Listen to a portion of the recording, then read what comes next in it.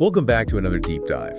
Today, we're going to be looking at Genesis chapter 9. Oh, yeah. Genesis 9. It's one of those chapters that's just, Yeah. just packed with big themes, Yeah. covenants and blessings and curses, It really has it all. and even a little bit of family drama that wouldn't feel out of place on a reality TV show. It's true. We've got the floodwaters receding, Noah and his family stepping off the ark.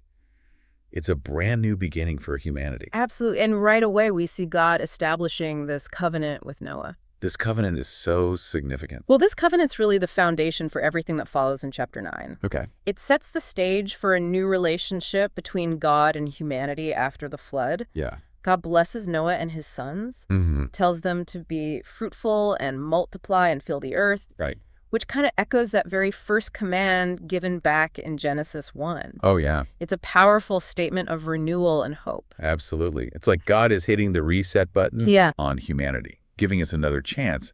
And this time there's an added layer of responsibility because God also grants them dominion over all living creatures. Yeah, it's a huge shift from simply being caretakers of creation to having authority over it.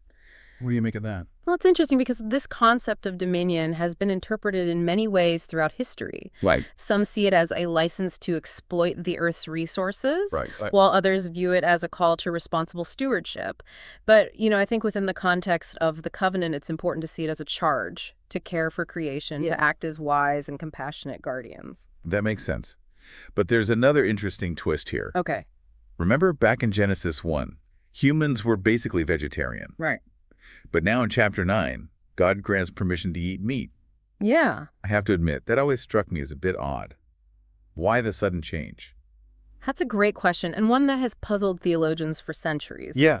Some believe it reflects a change in humanity's understanding of its place in the world. After the flood, perhaps there was a need for a more diverse diet for survival. Right. Or maybe it signifies a new level of responsibility, acknowledging the power humans now have over other living creatures.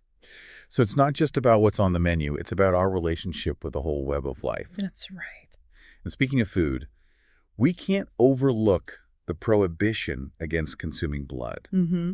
This is the first dietary restriction we encounter in the Bible, which makes me think it must be pretty important. Right. What's the deeper meaning behind this, do you think? Well, I think it goes back to that idea of respect for life, Okay. which we were just talking about. In many cultures, blood is seen as sacred, representing the very essence of a being. By forbidding the consumption of blood, God may be emphasizing the sanctity of life, reminding us that even though we have dominion over animals, we should treat them with reverence. It's like drawing a line in the sand, saying, yes, you have authority, Yes. but use it wisely and with respect. And it's amazing how this ancient idea still resonates today. Oh, absolutely. Think about kosher and halal dietary laws. Right. They're rooted in this very same principle from Genesis 9. That's right. It's a powerful example of how these ancient texts continue to shape our values and practices even thousands of years later. Absolutely. Yeah. But, for all the seriousness of covenants and dietary laws, Yeah. Genesis 9 also has its share of, Right. shall we say, more human moments. Uh-huh. You're talking about Noah's vineyard, right? Yeah. Things take a bit of a dramatic turn there. We have Noah, this righteous man who survived the flood, planting a vineyard, and then he gets drunk and ends up naked in his tent. Not exactly the image we usually associate with a biblical hero. It's true. It's a story that has sparked endless debate and interpretation. Right. Some see it as a cautionary tale about the dangers of excess, while others focus on the complicated family dynamics that come into play. Yeah, because then we have the incident with his son Ham. Right. There's been so much discussion about what exactly Ham did wrong. Yeah. Was it just disrespect for his father, or was there something more to it? That's the million-dollar question, isn't it? The text itself is a bit ambiguous. Right. And that ambiguity has unfortunately led to some pretty problematic interpretations throughout history. Because Noah ends up cursing Cain and Ham's son to be a servant of servants. And that curse has been used to justify all sorts of terrible things, from slavery to racial prejudice. Unfortunately, yes. It makes you realize how important it is to read these ancient texts with a critical eye. Yeah. Considering the historical context and being mindful of how they've been used and misused over time. Absolutely. We can't just take these stories at face value. We have to engage with them thoughtfully, Right. asking tough questions and acknowledging the complexities. This is already so much to unpack, and we've only just begun to scratch the surface of Genesis 9. I know, right? It's a reminder that these ancient texts aren't just static words on a page. They're living documents that continue to be shaped by our understanding and interpretations. Precisely. And that's why it's so important to approach them with both humility and critical thinking.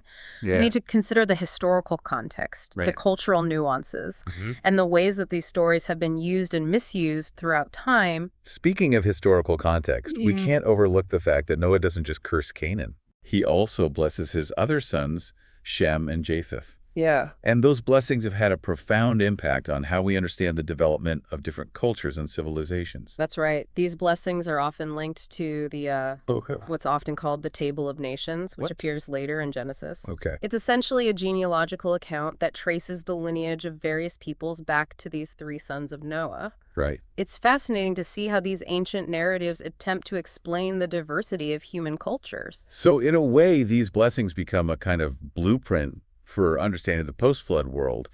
But like with any ancient text, there's always room for interpretation. And I know there's been some controversies surrounding these blessings too. Unfortunately, yes, some have used these blessings to promote ideas of racial or cultural superiority, Right. arguing that some lineages are inherently more blessed than others, but that's a dangerous and distorted reading of the text. Agreed.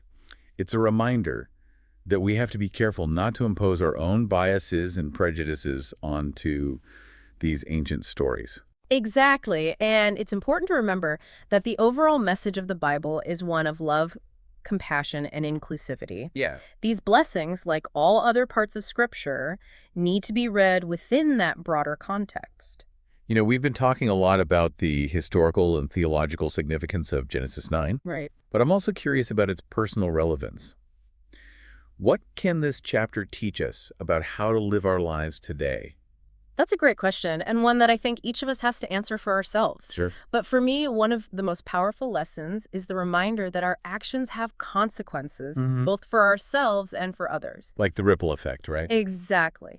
One decision can set off a whole chain of events. We see that with Noah's choices, both positive and negative. Right. His decision to build the ark ultimately saves humanity, but his actions in the vineyard have far-reaching and complex ramifications for his family. And the covenant itself is a reminder that we're not just individuals, we're part of a larger community. Right. Bound together by a shared responsibility for each other and for the world around us. It's like that beautiful image of the rainbow, a symbol of God's promise to never again destroy the earth with a flood. Oh, yeah. It's a reminder of hope and renewal. Yeah. But it also challenges us to be worthy of that promise, to live in a way that honors the sanctity of life and the interconnectedness of all creation. You know, I've always loved rainbows, but I never thought about them in that way before. Ah, It adds a whole new layer of meaning to something I thought I already understood.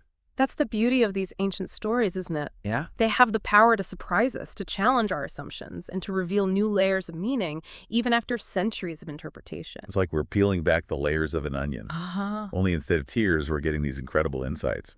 I like that analogy. And speaking of peeling back layers, I think we've got even more to uncover in Genesis 9, ready for another round of deep diving. Absolutely. You know, as we're wrapping up this deep dive, I keep coming back to that image of the rainbow. Oh, yeah. It's such a powerful symbol, and it's become even more meaningful to me after our conversation today. I understand what you mean. You Yeah. know, it's easy to take that image for granted, Yeah. to see it as just a pretty meteorological phenomenon. Right. But when you really think about its significance within the context of Genesis 9, Yeah. it takes on a whole new level of depth. It's like a visual representation of the covenant itself, a reminder that even after the devastation of the flood, there's hope for the future. Exactly. It's a sign of God's faithfulness. Yeah. A promise that the cycle of destruction and renewal will continue. Right. But it's also a challenge to us, isn't it? To live in a way that honors that covenant, to be worthy of that promise. I've been thinking a lot about the idea of stewardship, which we touched on earlier. What does it actually mean to be a responsible caretaker of creation in the 21st century? That's a question that each of us has to grapple with. Yeah. But I don't think there's a simple answer. Right. But I think it starts with acknowledging our interconnectedness, Okay. recognizing that our actions have consequences, not just for ourselves, but for the whole web of life. So it's not just about recycling and conserving energy. It's about a fundamental shift in how we view our place in the world. I think that's right. It's about moving away from a mindset of dominion and control towards a more humble and collaborative approach. Okay. It's about recognizing the inherent value of all living beings and acting accordingly. It makes you wonder what the world would look like if we truly took the lessons of Genesis 9 to heart. Right. If we embraced that responsibility, that call to stewardship, not as a burden, but as a privilege. It's a beautiful vision, isn't it? A Yeah. world where humans and nature coexist in harmony, where justice and compassion guide our actions. It might seem like an impossible dream, Right. but I think stories like the one we find in Genesis 9 can give us hope, Yeah. reminding us that even after the most devastating storms, there's always the possibility of renewal and a fresh start. It's a powerful message, and one that I think we all need to hear right now. Yeah. So as we wrap up this deep dive, I want to leave our listeners with a final question to ponder. Given the ethical complexities we've discussed, what steps can we take in our own lives to honor the covenant, to live up to the promise symbolized by that magnificent rainbow in the sky? It's a question worth asking ourselves every day. And as we continue to explore, to learn, and to grow, perhaps we can begin to build a world that reflects the beauty and hope of that ancient promise. Thank you for joining us on this deep dive into Genesis 9. We'll be back soon with another fascinating exploration. So until then, keep seeking those deeper layers of meaning and keep asking those tough questions.